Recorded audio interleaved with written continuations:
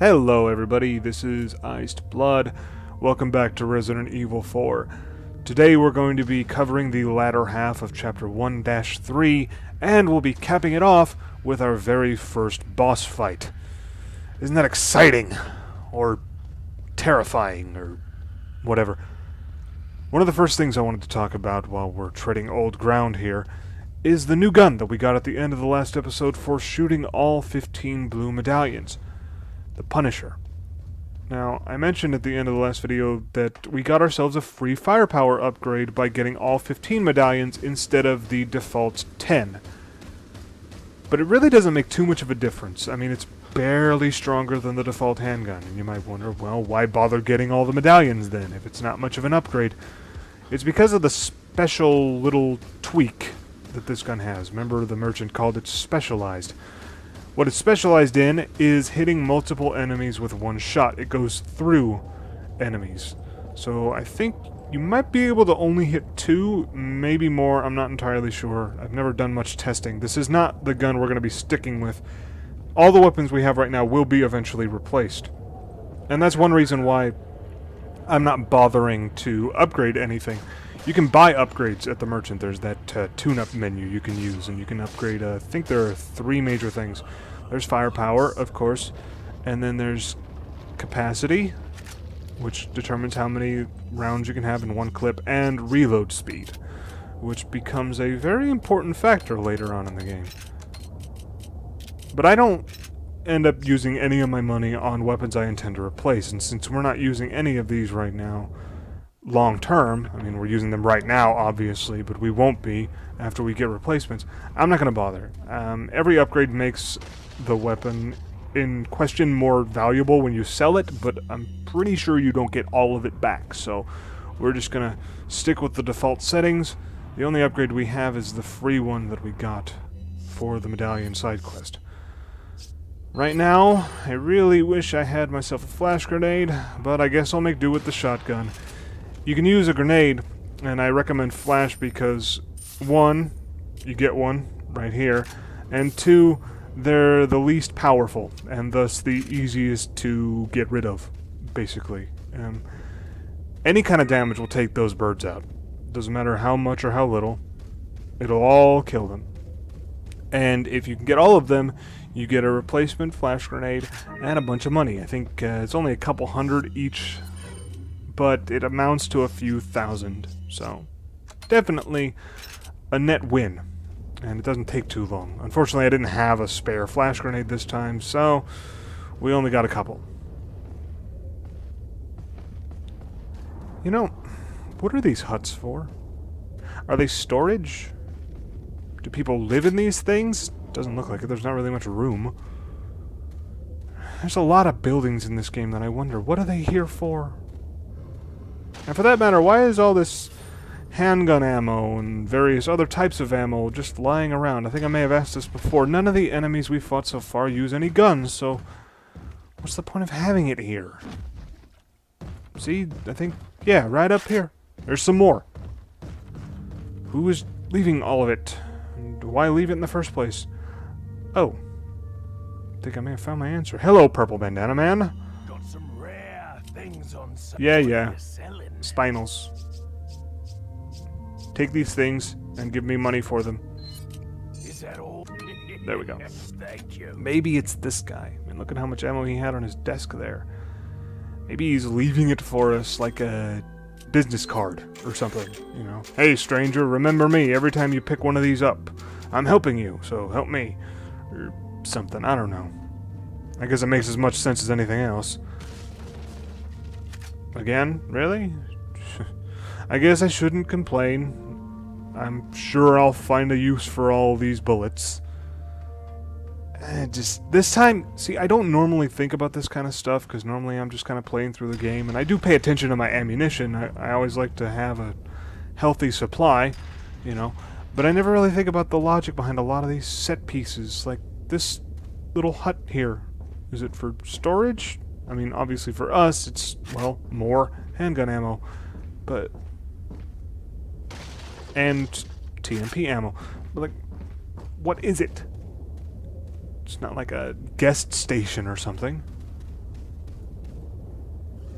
And how do they get those boulders up there? A series of pulleys or a pack mule? Anyway. Dodge. And we're free and clear. Let's see. Oh, yes.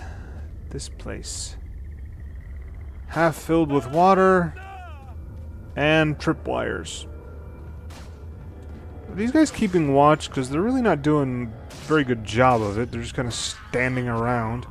You think if you were keeping watch for somebody, you'd have a good vantage point. Maybe on top of that building right there. Or at the very least, not just kind of hiding around in the water. Okay, seriously? Come on now. There we go. I've taken to using headshots now instead of the leg or ankle shots I mentioned earlier. Primarily it's because I'm getting used to the game again. And headshots serve the same purpose as the leg shots. It leaves them open for a kick. But the headshot has the added bonus of potentially killing them with one shot. It is a percentage. You can't just explode someone's head by shooting them once. But it tends to happen more often than not. Well, that's not necessarily true, but happens plenty. Take you down. Did one of them just set off their own tripwire, and I didn't even get to see it? Whoa! Hi! Snake? Sorry about that. Okay, so we just, like, dug an egg out of a snake and ate it. Okay. Sure. Why not?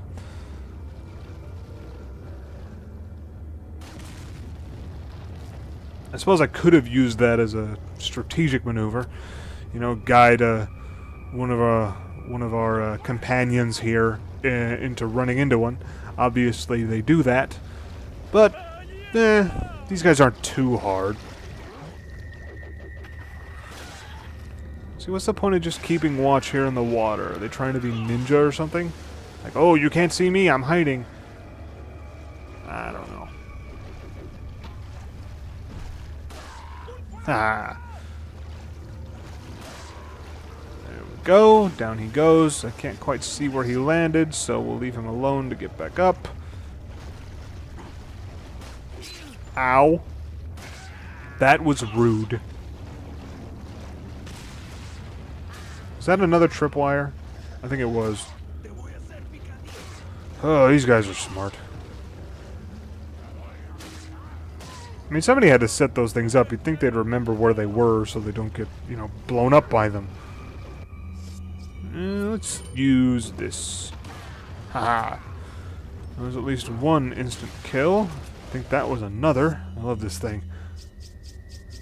But let's show the TMP some love, shall we?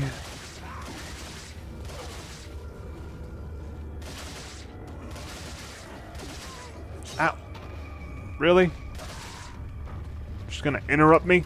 I'm in the middle of a killing spree here. Down.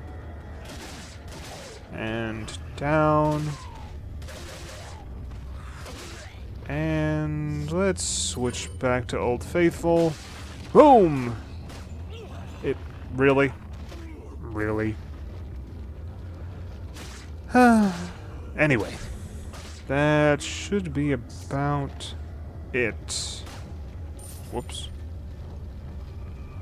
Pick up some ammo. Let's move this into place, and then let's reload the TMP. I like to have at least a decent amount of rounds in any given weapon at any given time. I don't like doing this, though. It feels like a waste of green herbs, but, well, we were as close to dying as we can get without actually dying, so I guess I can't complain. That's what they're here for. Okay, question. Really now. Why keep the snakes in boxes? Did they set those up for us? Or do they just like keeping their pets in boxes? More game logic, I guess. It's a trap. It's like mimics in RPGs. Open a treasure chest, and it has teeth. This time you open a cardboard box, and it bites at you. Kind of the same thing. Anyway, let's see where we are now. Is that firewood? Not sure. Oh, the lake. I remember the lake. It was mentioned in one of our documents. That looks like the other police officer that drove us out here. At least I assume it's the other one. I figure the first one will be burnt to a crisp by now. Andale. What are you hurrying for? You really just leaving the corpse of a police officer just lying in the water? Isn't that drinking water for you guys? Don't you want to keep it clean?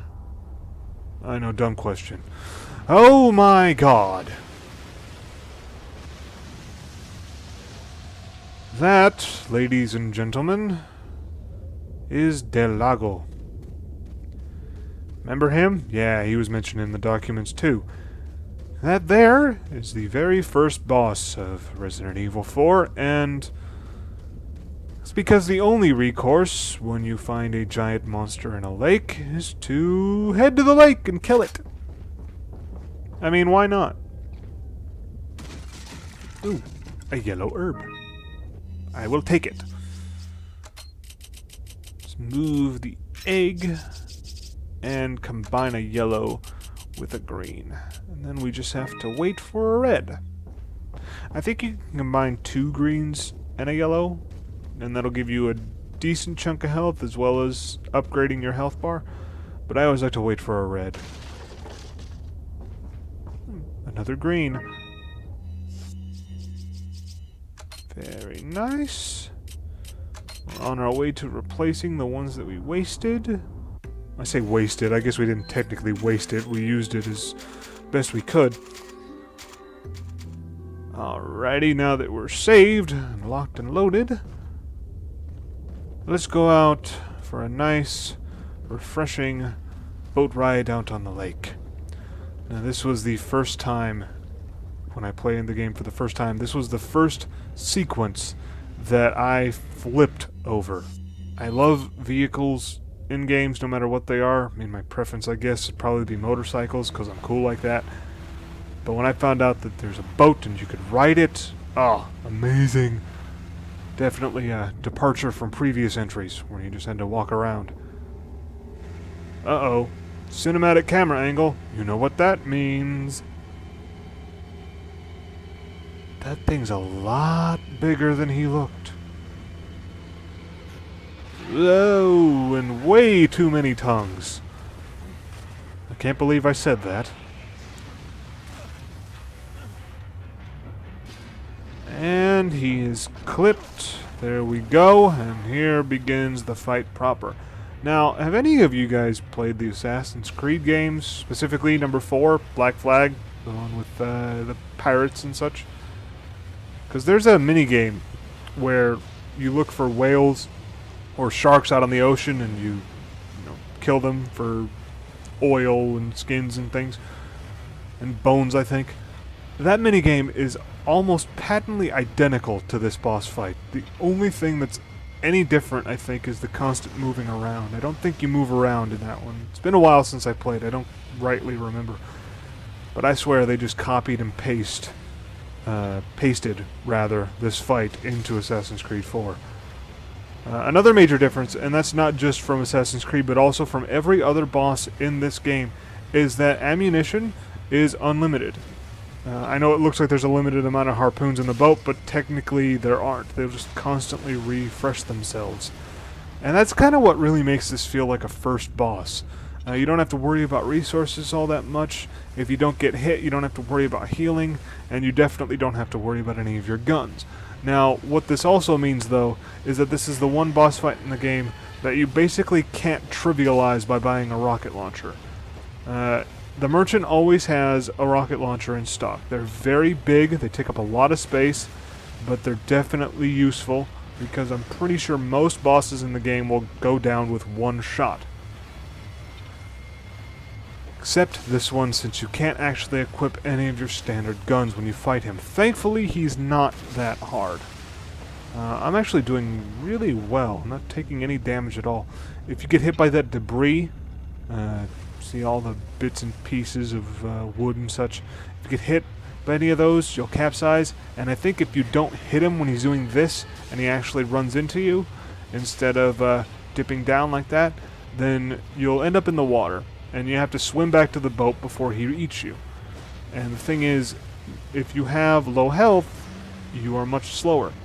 The lower your health gets, the slower you are, and the much more likely it is that Del Lago will have you for lunch. And of course that is an instant death. Okay, we should be almost done. Where are you? Come on, come on. I can hear you. Thank you, Red Arrow. Okay. And with that, we are done. Almost. Most games, the cinematic of the death throes of the enemy is a sign that you're safe and you don't have to worry. Not so here. This is the godfather of modern QuickTime events, remember? And so, we have to... well, apparently we have to flail wildly at a rope. Instead of, being careful or just using our hand. It's not actually tied in a knot around us. Oh well, he made it. I guess it's fine. And honestly, I mean, when you're panicking, you do what you gotta do. Now, we've scared him off. I don't think we actually killed him. But we are done here, and we can move forward.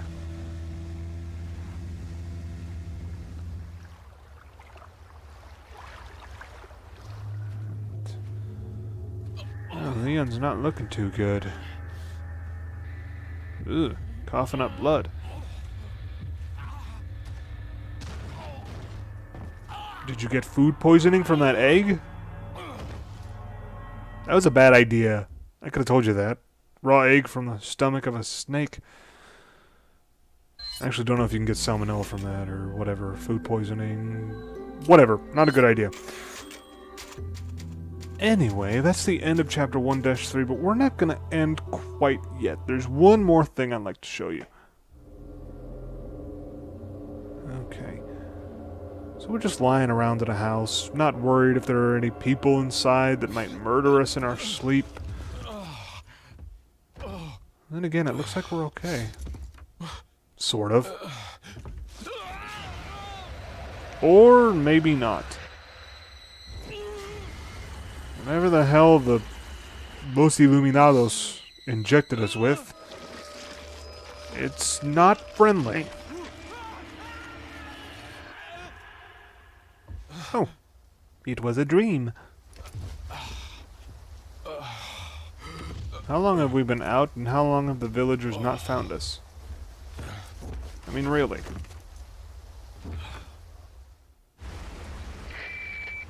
Ah, hello again. Leon, it's been 6 hours since our last transmission. I was starting to get worried. Don't you mean lonely? Anyway, I started to feel dizzy, and then I guess I must have lost consciousness. Lost consciousness? Maybe that has some connection to what the village chief was talking about. Can't say. But I'm alright now. I'm gonna continue my mission. So we've been out for at least a few hours. Ooh, an anonymous letter. There's an important item hidden in the falls. If you're able to get it, you might be able to get Ashley out of the church.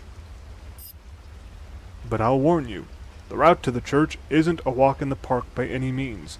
They've deployed what's called an El Gigante, so God bless. About what's been going on in your body, if I could help you, I would, but unfortunately, it's beyond my power. Now, I understand the need to be mysterious and anonymous. I mean, the letter might fall into the wrong hands, or might ruin the atmosphere. This is a horror movie, remember? But, really, an important item? Couldn't it be a little more specific? Tell us maybe it's a key, or a bomb, or a magical hat, something? I mean, come on. Throw me a bone here. I don't think we need to save. We just finished saving. Nah, we're okay. Open. Okay, wait. It's obviously raining, so how is that torch lit? Canopy? I can't tell. Anyway, here we have the next area. Let's go see what's behind the door.